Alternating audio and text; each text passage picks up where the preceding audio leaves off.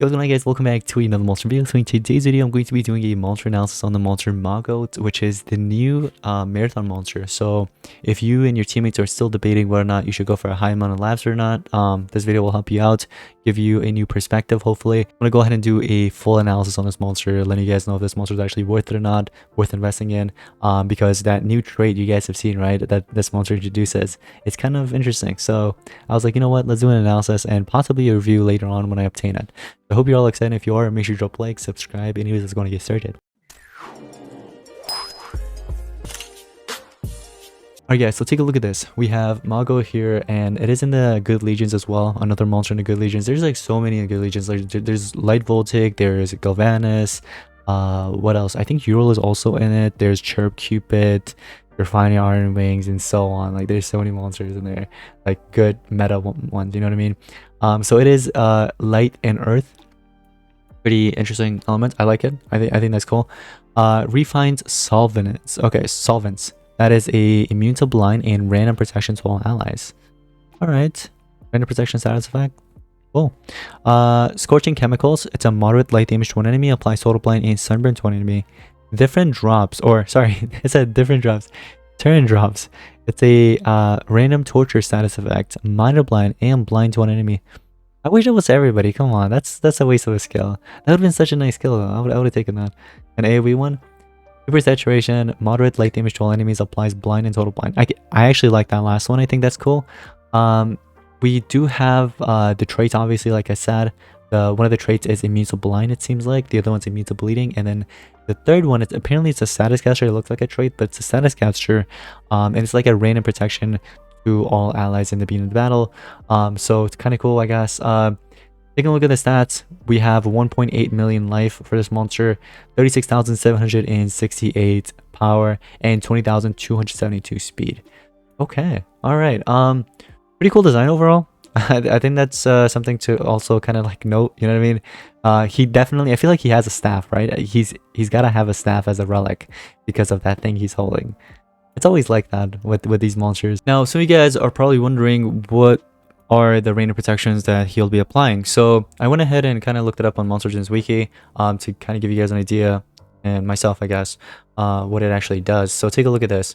It says not an applied effect, applies a random one of. Okay, so you don't know which one you're going to get, obviously. So in the beginning of battle, a monster could get, for example, something like protect positive status effects, you know what I mean? Let's say you have like a mega taunt or a taunt monster on your team, and that mega taunt or taunt is a status caster. If you get the protect positive status effect, that's actually pretty nice, because the enemy will have to remove protect positives first and then the mega taunt or taunt next, which can throw off the enemy. Like if the enemy's not prepared for that, for example, if they're not running a skill like the one Ural has that removes positive status effect twice. If it only removes positive status effect once, well, you get rid of the positive status effect, but you're not getting rid of the mega taunt or taunt. You know what I mean? So they still have to deal with it. So I feel like that's something to kind of like note.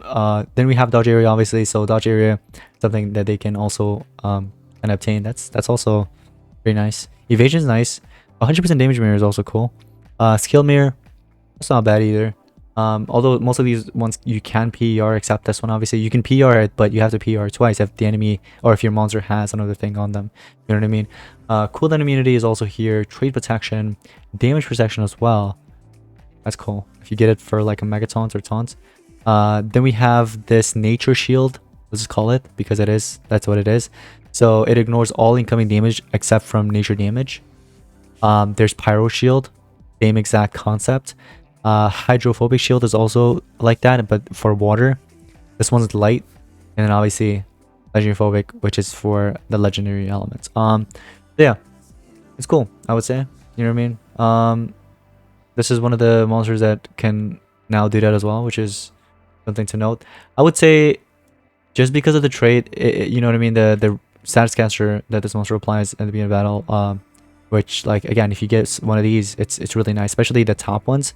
Except cooldown immunity, I don't think anybody would want to get that. But for example, like any of these, especially the first three, you know what I mean, that could definitely throw off the enemy. And obviously the bottoms as well. Like, you know what I mean, like if they don't PR this, if they're not prepared for it, then that's going to be an issue for them. But overall, I would say not bad, you know what I mean. Something to definitely kind of invest in. I guess just for the status caster, especially for those of you guys watching that you know, plays the game competitively for either team wars or PvP. I think this would be a nice defense monster. Now I want to go ahead and get into this monster a little deeper, like taking a look at the skill sheet. So we have more skills to look at, and also we can take a look at the relics, you know, all the other stuff. So taking a look at the relics, you have staff and amulet. Like I said, staff, yeah, we were expecting that. So for staff, you could give in like master staff, mercs. I think merc staff would probably be one of the best to give. There's also amulet. You could do like, there's a lot of amulets. Antlion's amulet, Goffel's amulet. I think Goffel's one is probably gonna be like used the most. There's many other ones that you can go ahead and mess around with. Mirmodus one. I don't think anybody's gonna run Mirmodus up, but if you want, you can. For the books, there is Good Legions for Team Wars. Righteous Course, I think, also comes in Team Wars if I'm not mistaken. I don't know about this one. I haven't heard of this one. Low light damage to and apply sunburn to one enemy. I wouldn't run it. Minor blind to everybody. 25%, not worth it. Random protection status effect to itself. Random protection status effect to itself. Oh, I don't think anybody would want to run that. If it was everybody, maybe. Low light damage and applies minor blind. Nope. So I guess it's gonna be tier 2 and 3 then. That's what you want to run. Yeah, I mean these other skills are meh. The tier 1 and basic attack, not worth running. You might as well just go with the tier 2 and 3. You know, refined solvents, which we already seen. Random protection status effect to all allies. So when it comes down to runes, what kind of runes you want to give this to this monster? It would be either speed or team speed. Play around with speed and team speed. That's all this monster should have. Speed or team speed. Okay, nothing else. For ultimate, all right. The splash skill. It's called Necrotic Splash. Moderate light damage and applies corrupted to all enemies. Applies random mega status effect and a random torture status effect to all allies. Or sorry, enemies. Now that would be a very nice ultimate, except if, you know, if it had PER or trade table, that would have been very, very nice. It would have been a nice combo with that.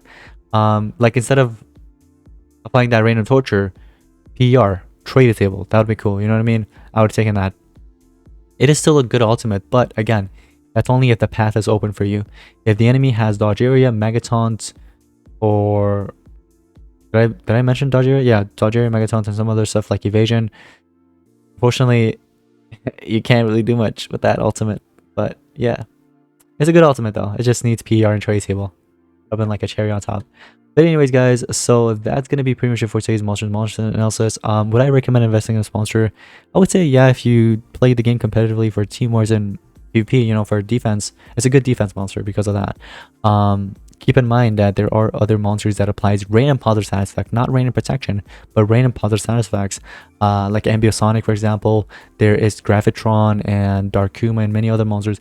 I like that one more, although I won't hate on the random protection. I think random protection can also be kind of nice, you know what I mean, for defense. So, you know, I would say it's worth investing in it. Yeah. Go for at least rank 3 or above.